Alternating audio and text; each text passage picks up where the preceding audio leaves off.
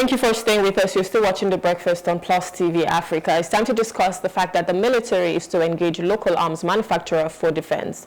The Chief of Defense Staff, General Christopher Musa, announced that the Nigerian military might collaborate with local arms manufacturers to enhance the production of firearms and military-grade equipment.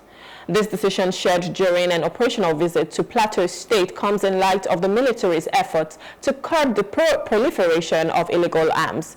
General Musa reviewed the cache of locally made arms seized from criminal elements and expressed the potential for engaging skilled, law-abiding citizens through Defense Industries Corporation of Nigeria, DICON.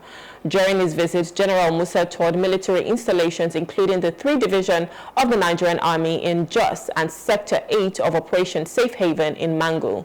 He inspected seized arms, operational equipment, and military hardware. The CDS emphasized the need for additional resources, such as advanced weaponry, vehicles, and welfare improvements to bolster troop efficiency. It also encouraged troops to intensify efforts in combating criminal activities and maintain discipline, professionalism, and respect for human rights. The CDS commended the troops for their resilience in maintaining peace despite challenges. He reiterated that the military's commitment to fighting insurgency with renewed vigor in the coming year and, this year, 2025, and stressed the importance of leveraging local expertise to improve defense capabilities while eradicating illegal arms circulation. Joining us this morning is Okhidievbie, Army veteran and security consultant. I hope I just did not murder your name. I hope I got that right. Thank you very much. It's always a pleasure. Always. Thank you for joining us. So, what is your perspective? I mean, you're an Army veteran and a security consultant. So, what's your perspective with the Army now collaborating, trying to engage the local arms manufacturer? Why is it important at this time in Nigeria? That's a wonderful question. And I think that the CDS is the one that would have been here to help us with the answer to that question. Because most of the time we run our mouth on media instead of us to show action in the field. You know, to me, I don't think that today is the first time that we are seeing locally made weapons. And that has been featuring since the Civil War in Nigeria here. And all military officers trained in Nigerian Defense Academy have been shown all the locally made IEDs, explosive devices, and weaponry made in Nigeria. You know, so I don't think that is what he should be blabbing about. Okay, so having to involve these local arms, how do you think it will help with the defense? Because of course you said you've been able to see like weaponry and all the things that have been manufactured, but what we've seen in Nigeria is the fact that these people are selling them to criminal elements. So we have locally made ones, very good grade, I presume, and then it's on the wrong side of the law. How would the Nigerian Army be able to tilt that to their own side, to the betterment of Nigeria, to the advantage of Nigeria at this point? How can they work in tandem? How can they work together to ensure that even when these people are creating or manufacturing these arms, they're not still going to be selling it to the criminal elements? Well, we need enabling laws. But I want to assure you that these locally made weapons are not the threat that we face in Nigeria. As I speak to you, police officers, military officers, the bad eggs, not the good ones, are already merchandising weaponry to the wrong hands. And it is on the media that they have been caught, and so many of them are facing court-martial and police disciplinary measures. But let's look at the benefits. We have a lot of private security companies in Nigeria who have been begging. I was the outgoing National Secretary, Public Relations Officer for the National Association of Private Security Practitioners. And we have been asking all security companies in Nigeria can be graded to have weapon placement in the hands of military veterans, retired police officers that have been diligently trained and retired. Now, we also have the business aspect, who will boom our economy, you know, with a good regularization. All the regions in Africa would be happy to come to Nigeria to purchase weapons. Fantastic. So if we are going to be involving this, this local arms manufacturer, can we be sure of the quality and the quantity? Because of course we need as much as possible, and of course it shouldn't even just be maybe guns. There should be other things like being able to have like surveillance systems, drones, everything that would help with the security apparatus of the country. So how can we ensure that we have the right quality, and we're not just saying we want to engage them for the sake of it, but the quality and the quantity? Will they be able to meet up with the demands that we need? We have the appropriate personnel to train. What we lack in Nigeria is the institutions to maintain that decorum.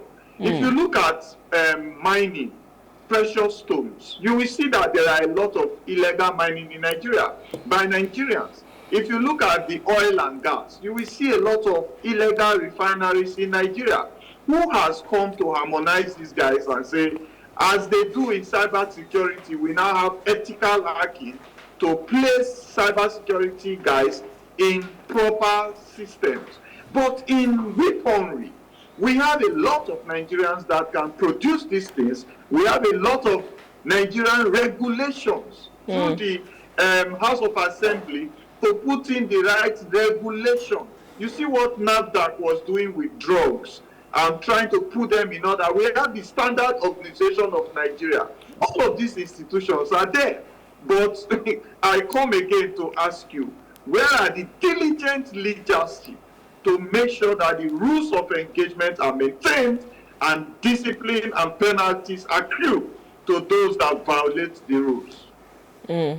Okay, so let's leave defense for a bit now, beyond defense, right? Because everybody's talking about the Nigerian economy, which is not very great at the moment, and unemployment is an issue right now. So how do you think that this collaboration with this local arms manufacturer would help with job creation, will help boost our economy, and even technological advancements as well? How do you think this collaboration would just come and seal all of this together here in Nigeria? I am hoping and I am praying that this present government will tilt towards something like what is happening in China, where the whole world is going to China. You want to do your weapon, you want to do your phone, you want to do your drone, anything people want to do. In Nigeria, we have the workmanship, we have the workforce, and we have the capability to maintain sequence in giving the right quality. What we need is regulation and leadership, and we will achieve it.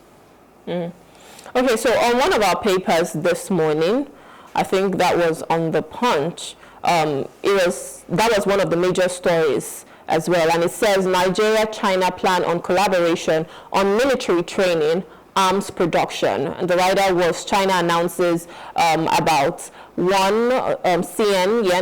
billion grants for Nigeria, others to train over 7,000 military personnel. So of course, I mean, you were just talking about China. So this collaboration, we're hoping that, even more people will be trained and there will be more job creation. So more employment opportunities for Nigerians. But now let's talk about funding, because even as much as we're saying all of this, we want to collaborate, money is involved. What support do you think the government, needs to give to these arms manufacturers to be able to have the adequate amount of ammunition that would need them to produce, and of course, the best, in fact, international standard quality that would need? And let's not forget that corruption is also an important thing to look at. So how do we mitigate corruption?